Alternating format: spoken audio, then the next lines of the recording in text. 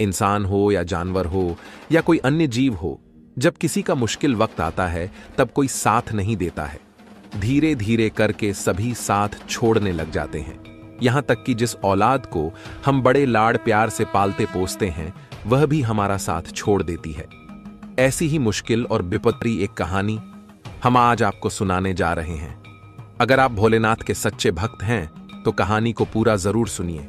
इसे सुनने से आपके जीवन में सुख, ज्ञान और धन की वर्षा होगी। तो कहानी शुरू करते हैं। एक जंगल में एक बहुत बड़ा बरगद का पेड़ था। उस पेड़ पर विश्राम करने के लिए हर प्रकार के पक्षी रोजाना आया करते थे। उस पेड़ पर रहकर पक्षी अत्यंत आनंद की अनुभूति प्राप्त किया करते थे।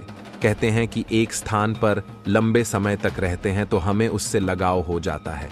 इसी तरीके से उस पेड़ पर रहने वाले सभी पक्षियों को उस बरगद के पेड़ से बहुत लगाव हो गया था। एक समय की बात है, उस जंगल में सूखा पड़ गया। कई वर्षों तक पानी नहीं बरसा। इस वजह से जंगल के सारे पेड़ पौधे सूखने लगे और वह बरगद का पेड़ भी पानी न मिलने की वजह से सूखने लगा। और इसके अलावा समस्त पक्षी भी उस वृक्ष को छोड़ करके जाने लगे। जब वह पेड़ एक दिन पूरी तरह सूख गया, जब उस पेड़ के पत्ती और डालियां नीचे गिरने लगे तो उस पेड़ पर रहने वाले सभी पक्षी उस पेड़ को छोड़कर के किसी दूसरी जगह पर चले गए। केवल बेचारा एक बूढ़ा गिद्ध उस बरगद के पेड़ पर अकेला ही बैठा रह गया। उसने देखा उस पेड़ पर रहने वाले सारे पक्षी एक एक करके उस पेड़ से जा चुके हैं। कुछ पक्षियों ने उस बूढ़े गिद्ध से भी चलने के लिए कहा, मगर उस बूढ़े गिद्ध ने जाने से मना कर दिया। उस बूढ़े गिद्ध ने सोचा कि मेरा जन्म तो इसी पेड़ पर हुआ है और इसी पेड़ पर मैं खेल कूद कर बड़ा हुआ हूं। मेरे जीवन के सारे सुख इसी बरगद के पेड़ ने दिए हैं और आज जब इस पेड़ पर मुसीबत आन पड़ी है तो इसे मैं मुसीबत में छोड़कर भला मैं कैसे चला जाऊं। इस पेड़ ने मुझे पाल पोस कर बड़ा किया है। इस बरगद के पेड़ ने सुख दुख में मेरा साथ दिया है, इसलिए मैं इस वृक्ष का ऋणी हूं। मैं अपने जीते जी इस पेड़ को छोड़कर नहीं जाऊंगा। वह लोग बड़े खुदगर्ज होते हैं जो अपने माता और पिता को उनके बुढ़ापे की अवस्था में उन्हें अकेला छोड़कर चले जाते हैं या फिर किसी दूसरे प्रदेश में रहकर सुख शांति से अपना जीवन व्यतीत करते हैं और इन्हीं सुखों के कारण वह अपने घर पर रहने वाले अपने बूढ़े माता पिता को भूल जाते हैं। धिक्कार है ऐसी संतान के लिए जो बुढ़ापे की अवस्था में अपने माता पिता का सहारा ना बन सके।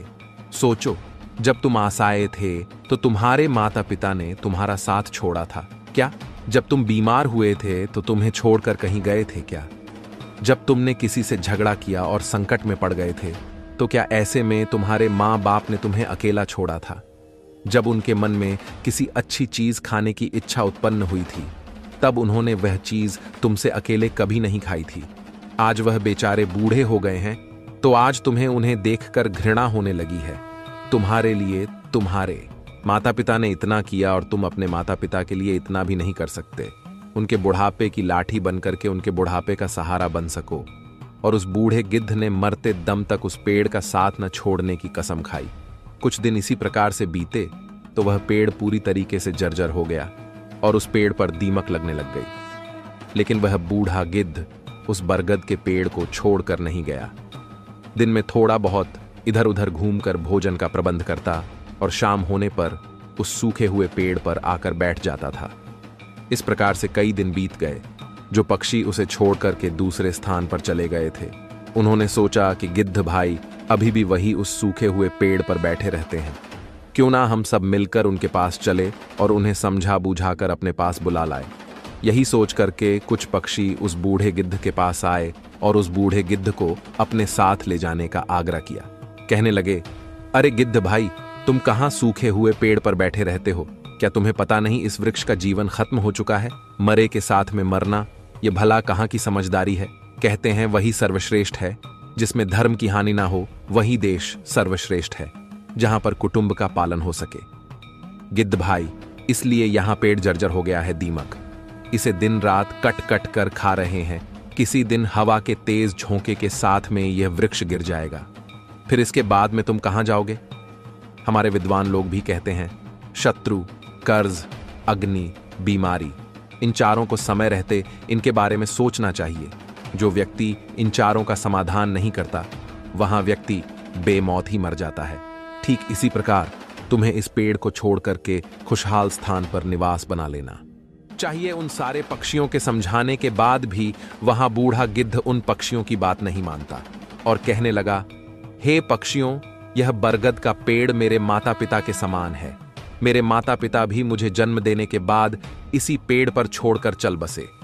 उनके जाने के बाद मैं इसी पेड़ पर खेल कूद करके बड़ा हुआ हूं, इसलिए मैंने सारे सुख हंसी खुशी इसी पेड़ पर रहकर पाए हैं। बचपन से लेकर बुढ़ापे तक का सफर मैंने इसी पेड़ पर रहकर तय किया है। अब मैं ऐसी कठिन परिस्थिति में मैं इस पेड़ का साथ भला कैसे छोड़कर चला जाऊं? यहां मेरी सबसे बड़ी खुदगर्जी होगी।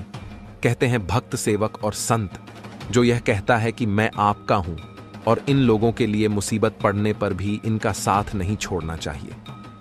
जो व्यक्ति इन्हें संकट में छोड़कर चला जाता है उन्हें बहुत बड़ा पाप लगता है, और जिसने आपका पालन पोषण किया हो, आपका सुख दुख में साथ ना छोड़ा हो, ऐसे माता पिता को जो मनुष्य छोड़ता है वह एक बहुत बड़ा जघन्य अपराध का भागी बनता है। उन संतानों को कभी भी मनुष्य की योनि में जन्म नहीं मिलता है।